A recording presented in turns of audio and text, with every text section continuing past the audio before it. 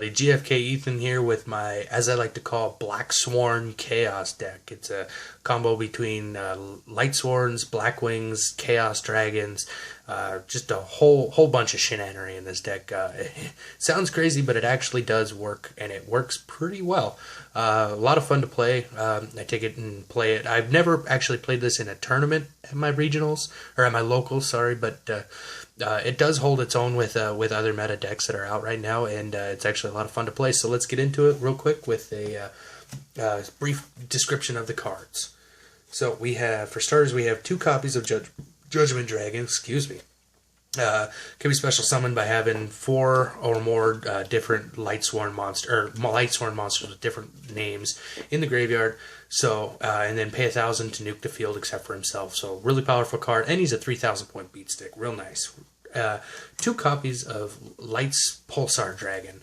Light Pulsar Dragon can be special summoned from your hand or your deck by either pitching a Light in the Dark from hand to grave, or by banishing a Light and Dark from your graveyard. So he can be special summoned out really quick, really fast, sometimes even on the first turn even, and he can just keep recycling. The next 2 is Light Raid Daedalus and Light Raid Diabolos. Those guys can be special summoned by having one requires 4, the other requires 5 light monsters in your graveyard to be special summoned. So that's it for the boss monster lineup, but real powerful, real strong cards in there. Next 2 is Eclipse Wyvern, sorry. You can special summon him by banishing a level 7 or higher dragon type monster from your deck, which works really well for getting for knowing where your 2 Judgment Dragons are. And then if this card is in the graveyard and gets banished, Judgment Dragon goes right back to your hand. And a really quick, easy way to do that is with White Dragon's effect.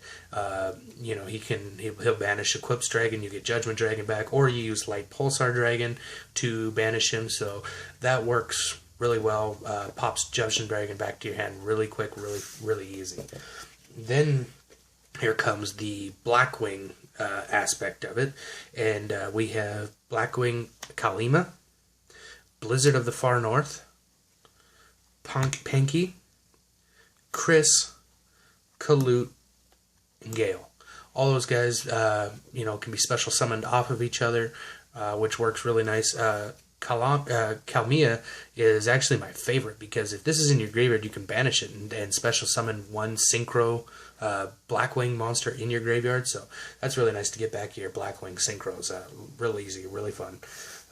So there's the Blackwing lineup. Now for the obvious Lightsworns. We have Raikou, Groth, and Wolf. These are the single Lightsworns I run. It's because I find that I didn't have much room for other ones, and 2 or 3 of these gets really cloggy. So then we have 2 copies of Raiden, and that's really cool. 2 copies of a Korean Raiden, which is really fun. Raiden, main phase mill 2, gains 200 life points per Lightsworn that you milled. End phase mill 2, typical Lightsworn shenanigans. Then we have 2 copies of Lila. Target spell or trap card and destroy it. Lumina, target a Lightsworn in your graveyard and destroy that. So there's the Lightsworn lineup. And then almost staples for any deck, in my opinion, is 2 copies of Honest and 3 copies of Necrogardna. Necrogardna, when he is in your graveyard, you can banish him to negate your opponent's next attack. So that's really fun. So that's it for the monsters.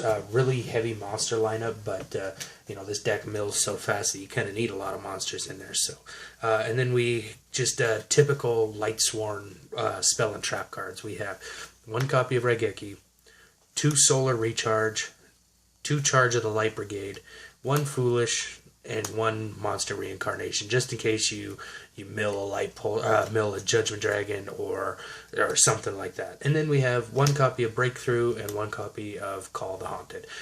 So that's the main deck, 40 card main deck lineup. Now into the extra deck, we have 2 copies of Michael, Michael is really awesome, pain in the ass. 1,000 life points to destroy a card. If he's sent to the graveyard, take all the Lightsworns that are in your graveyard, shuffle them back into your deck, and what is it? It is gain...